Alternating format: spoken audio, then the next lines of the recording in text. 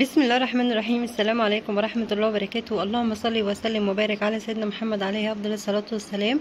حبيبي يا رسول الله، اشهد الله إني أحبكم في الله. النهاردة إن شاء الله بإذن الله هنعمل مع بعض المفرش الجميل ده. أنا عاملاه من خيط فرنساوي، مكرمية فرنساوي، شغالة على فتلة واحدة. هنشوف الفيديو اشتغلنا مع بعض ازاي. المفرش عبارة عن غرزة عمود وغرزة حشو، سهل جدا وبسيط بجد، يعني هتقدروا ان انتوا تنفذوه، تقدروا ان انتوا تشتغلوه. شايفين الغرزة باينة ازاي؟ انا شغالة من خيط جنجار، يعني الخيط كان ملون كده، تقدري ان انت تعمليه بخيط سادة، تقدري ان انت تشتغل على فتلتين مفيش اي مشكلة. بجد يعني المفرش سهل جدا وما خدش وقت خالص. اتمنى ان انت تنفذيه. اسيبك مع الفيديو واتمنى لك يا رب مشاهده ممتعه. في البدايه هستخدم خيط مكرميه فرنساوي، هشتغل على فتله واحده، هعمل عقده البدايه، هشتغل بابره مقاس 3 وهشتغل 8 سلاسل.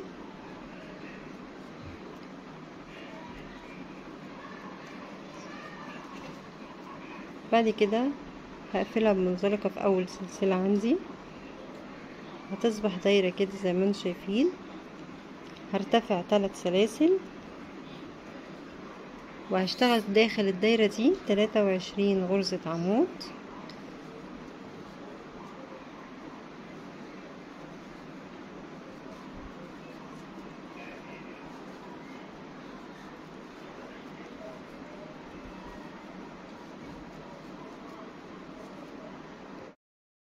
انا هنا اشتغلت 23 غرزة سلسلة، هقفل بالمنزلقة في تالت سلسلة. بعد كده هرتفع 3 سلاسل، بعد كده سلسلة، الثلاث سلاسل دول انا هعتبرهم عمود، وبعد كده سلسلة فراغ، وهاجي الغرزة اللي بعدها هشتغل فيها عمود،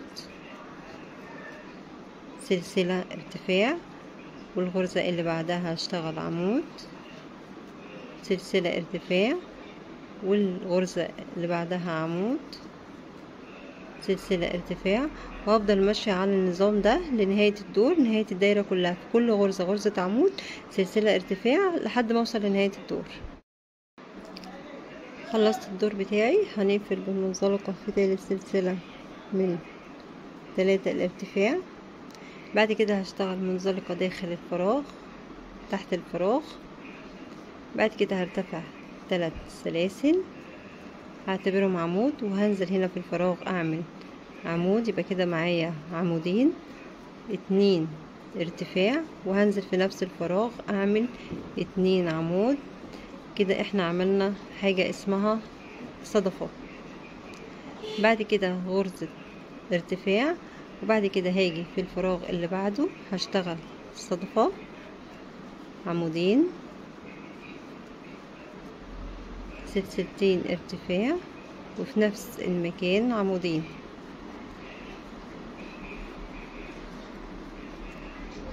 سلسلة ارتفاع، والغرزة اللي بعدها هعمل صدفة. هفضل ماشية على النظام ده لنهاية الدور، لنهاية الدايرة بتاعتي. خلصت الدور، وصلت لنهاية الدور، هقفل بالمنزلقة في تالت غرزة من السلسلة. بعد كده هشتغل منزلقة تحت الفراغ، لان انا هكرر السطر ده، هشتغل سطر من الصدف كمان. هرتفع 3 سلاسل، هعتبرهم عمود، وهنزل هنا في نفس الفراغ اشتغل عمود، 2 ارتفاع، وفي نفس الفراغ هشتغل عمودين، سلسلة ارتفاع، وهروح هنا للصدفة اللي بعدها هشتغل فيها صدفة كمان،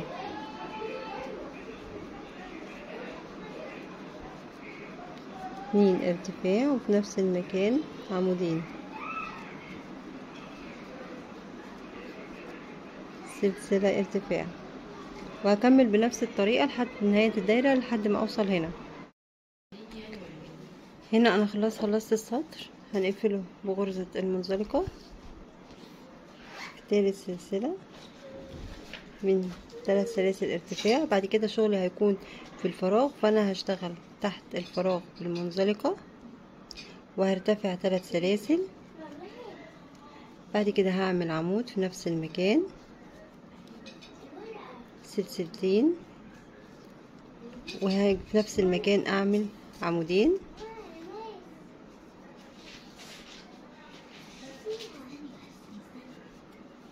بعد كده هعمل 3 سلاسل ارتفاع، وهاجي هنا على غرزة الحشو اللي احنا كنا بناخدها السطر اللي فات، هشتغل فيها حشو.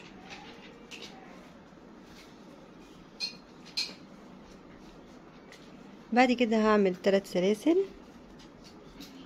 بعد كده هروح بين الصدفتين اعمل صدفة، عمود، وفي نفس الفراغ عمود، سلسلتين، عمودين كمان في نفس المكان، دي يبقى اسمها صدفة. بعد كده 3 سلاسل. بعد كده هروح على غرزة الحشو اللي عملناها السطر اللي فات، هشتغل فيها حشو، وهرتفع 3 سلاسل واروح للصدفة اعمل فيها صدفة، وهكمل لنهاية الدايرة بتاعتي. هنقفل بالمنزلقة في 3 سلسلة من سلاسل الارتفاع.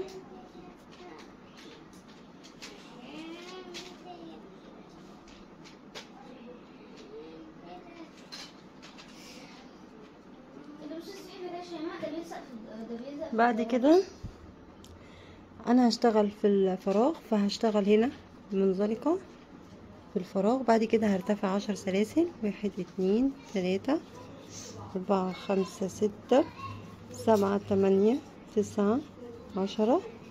ارتفعت 10 سلاسل. بعد كده هروح هنا بين الصدف دي هعمل حشو. بعد كده هرتفع 9 سلاسل، 2 3 4 5 6 7 8 9، واروح هنا بين الصدف دي اشتغل حشو. بعد كده هرتفع 9 سلاسل، وبرضو هروح بين الصدف اللي بعدها هشتغل حشو، هكمل لنهاية الدور. هنا خلصت السطر اللي انا كنت شغالة فيه. هنقفل بالمنزلقة هنا في اول سلسلة احنا اشتغلناها. الشغل هيكون في الفراغ، فانا هشتغل هنا تحت الفراغ، تحت ال10 سلاسل دول هشتغل منزلقة. وبعد كده هرتفع 3 سلاسل. بعد ما ارتفعت 3 سلاسل هعمل في الفراغ هنا 11 عمود. هعتبر ده ال3 سلاسل ده اللي انا ارتفعتهم دول عمود، فانا هعمل معاهم 11 عمود، كده يعتبر تاني عمود، 3 4 5 6. كده انا عملت 11 عمود بدون اي ارتفاع.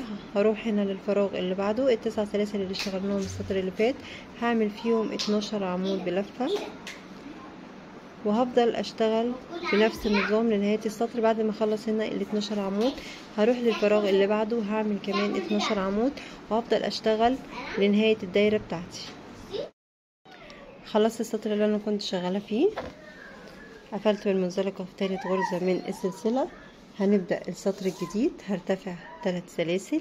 بعد ما تقفلي بالمنزلقة هترتفعي 3 سلاسل، بعد كده 2 ارتفاع. انا اعتبرت ال3 دول عمود وال2 السلسلة دول ارتفاع.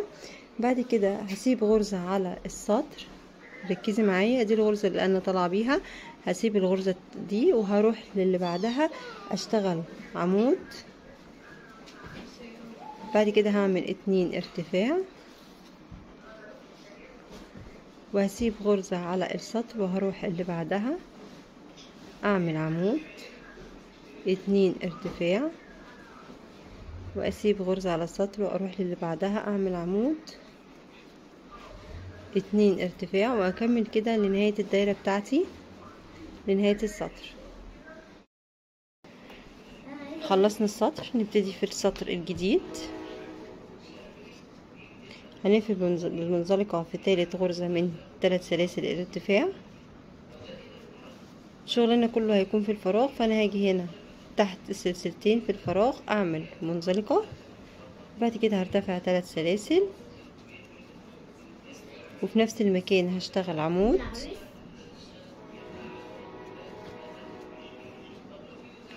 بعد كده 2 ارتفاع، في نفس المكان هشتغل عمودين، دي اسمها صدفة. بعد كده هرتفع 4 سلاسل،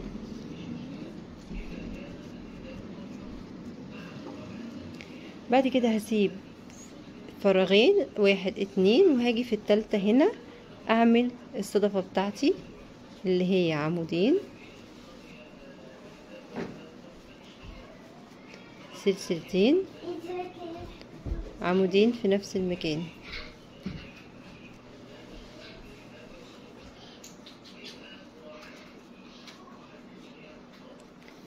بعد كده هرتفع 4 سلاسل، وهسيب 1 2، وهاجي على الفراغ الثالث هشتغل صدف. هكمل لنهاية الدور، هكمل لنهاية الدايرة بتاعتي بنفس الطريقة.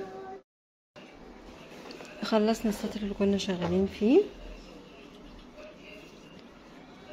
هنيجي هنا هنقفل بالمنزلقة في ثالث غرزة من غرز سلاسل الارتفاع. شغلي هيكون في الفراغ، فانا هعمل منزلقة هنا جوه الفراغ تحت الفراغ يعني. بعد كده هرتفع 3 سلاسل، وفي نفس المكان هعمل عمود،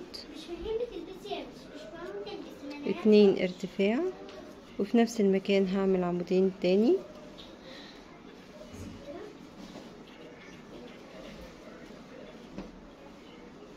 بعد كده 3 سلاسل ارتفاع.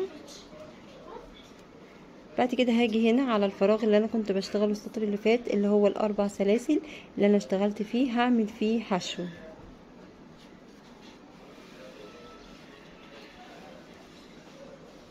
بعد كده 3 سلاسل، وهاجي هنا في الصدفة اعمل صدفة،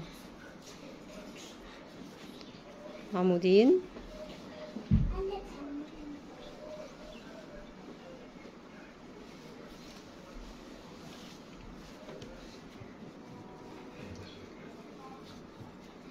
سلسلتين ارتفاع، عمودين.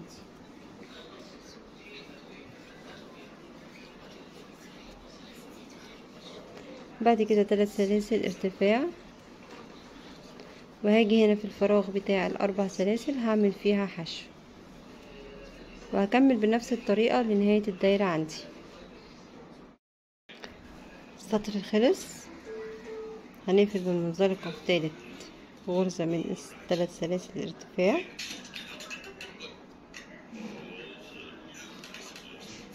زي ما متعودين شغلنا هيكون في الفراغ، فانا هاجي تحت الفراغ اعمل منزلقة، بعد كده هرتفع 3 سلاسل، وهعمل عمود في نفس المكان، سلسلتين ارتفاع، وهعمل عمودين تاني في نفس الفراغ، يعني هعمل صدفة. بعد كده هعمل 4 سلاسل، بعد كده اعمل حشو على الحشو، يعني انا عندي هنا غرزة حشو اهي، هاجي فيها اعمل حشو. بعد كده 4 سلاسل، واروح للصدفة هنا اعمل صدفة،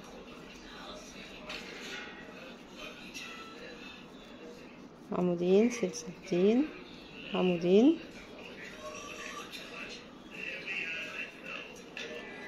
بعد كده 4 سلاسل،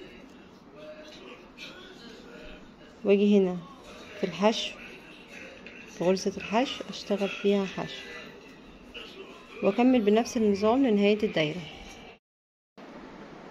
خلاص خلصنا السطر اللي كنا شغالين فيه، وبكده نكون احنا نهينا المفرش. لو انت حابه ان انت تكبري المفرش زياده عن كده، الحجم بتاعه يكون اكبر، هتبتدي من اول هنا، من اول السطر ده هتعيديه تاني.